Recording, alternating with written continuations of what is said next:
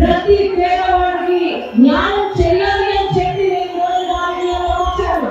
ప్రతి యువతకు ఉద్యోగం కావాలని చెప్పి వచ్చాడు. ప్రతి మహిళకు న్యాయం చేయాలా. ఈ రోజు మా ఉద్యోగంలో ఒక అమ్మాయి కనపడలేదు. అందరికీ తెలుసా, చిన్న బాబు 9 సంవత్సరాలు కనిపిస్తలేదు. మరి నేను ఒకటి చెప్పినాను, ఈ రోజు సాయంత్రం లోపల పాప కనపడకపోతే మా ఇంటి దగ్గరికి తీసుకురాకపోతే ఖచ్చితంగా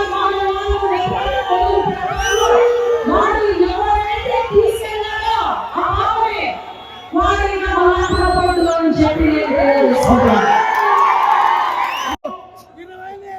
ఏది కష్టం వచ్చినా శివరామ ఉంటుంది. ఒక నియోజకవర్గం పెద్దగా బయట రాష్ట్రంలో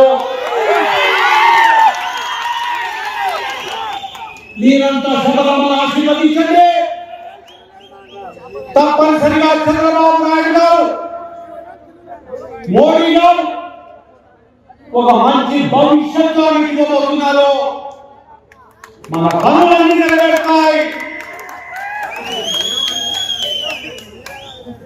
చాలా ఈ నెల రోజుల్లోనే చూసా, ఈ నెల రోజుల్లోనే దౌర్జన్యాలు చూసా.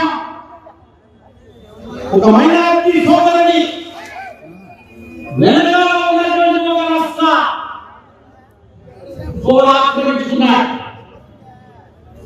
ఏంటంటే నువ్వు ఆక్రమించుకోవాలంట. చూద్దాం ఎంతసేపు